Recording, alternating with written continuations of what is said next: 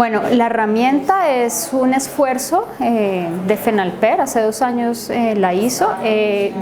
Antes de explicar su estructura, los capítulos que la componen, yo quiero destacar de esta herramienta que creo que a partir del conocimiento que yo tengo de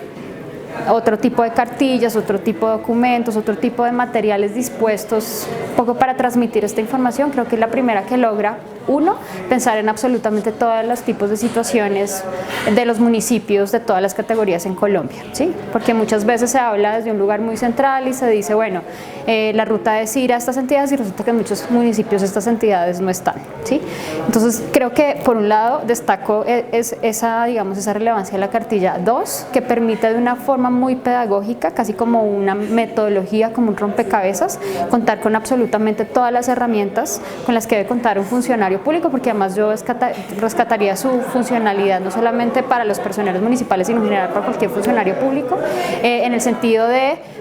contar con una sección de pautas, una sección de derechos, una sección de modelos o mecanismos para solicitar o remitir información, una sección conceptual, digamos, creo que es bastante íntegra y en ese sentido pues paso a explicar la estructura. La estructura está basada a partir de 5 ejes temáticos, 5 capítulos. El primero es Preparándome para actuar, allí incluye temáticas como sexo, género, orientación sexual, identidad sexual, estereotipos de género, que son, digamos,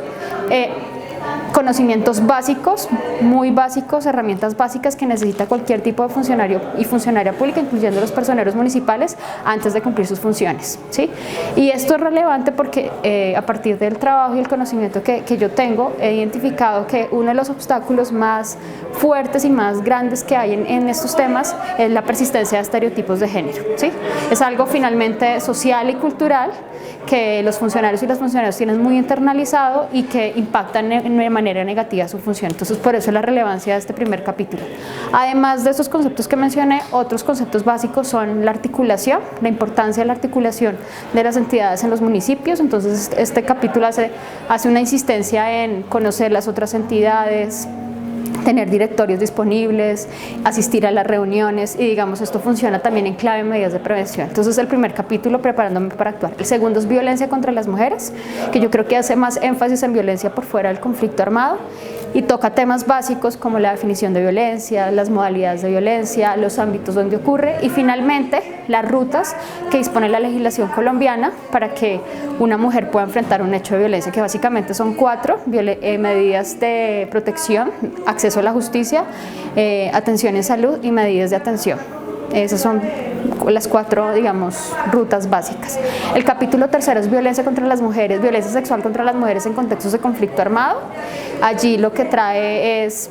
desarrollos a partir de jurisprudencia y, digamos, tratados internacionales que catalogan la violencia sexual a partir de 3 tipos. Uno, como un crimen internacional, como una violación a los derechos humanos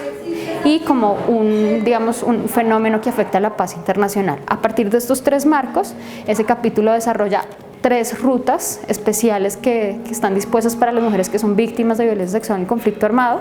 y lo explica de una manera complementaria, es decir,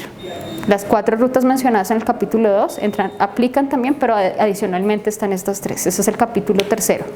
El capítulo 4 se llama Toma de declaraciones y mesas efectivas de participación, que son competencias que tienen las personerías en el marco de la 1448, que básicamente son 2. Una, la toma de declaraciones, que es, digamos, la puerta de entrada que tienen los hombres y las mujeres para inscribirse en el registro de unidad de víctimas, y este registro es la puerta de entrada para acceder a todas las medidas contempladas en la ley 1448 del 2011. Y lo segundo son las mesas de participación, cuya función en los personeros es incentivar la participación de las mujeres en esas mesas dispuestas para las víctimas. Y el quinto y último lugar es el enfoque de género en políticas públicas, que se refiere a todos esos espacios, comités, consejos, mesas pensadas en clave de política pública, ¿sí? Y que en la cartilla se piensan en términos de medidas de prevención. Por eso es importante que los personeros hagan un seguimiento a la existencia de estas mesas, al cumplimiento, digamos, de sus de sus marcos, de sus funciones y que participen en esas mesas y digamos allí también tienen una función relevante. Eso es básicamente la estructura temática de la herramienta. En términos de estructuras más metodológicas, la herramienta cuenta con varios elementos, como digamos el tema conceptual básico, pero además existen fichas, existen rutas, existen pautas, un poco pautas de atención y finalmente termina la herramienta con algo que se llama guía de modelos y remisiones, que son 12 modelos dispuestos para los personeros y que se enfocan, digamos, a varios tipos de sus competencias, un poco para remitir información, solicitar información y a partir de esa información realizar seguimiento, vigilancia de un espacio de política pública. En general son 4, esa es la estructura de la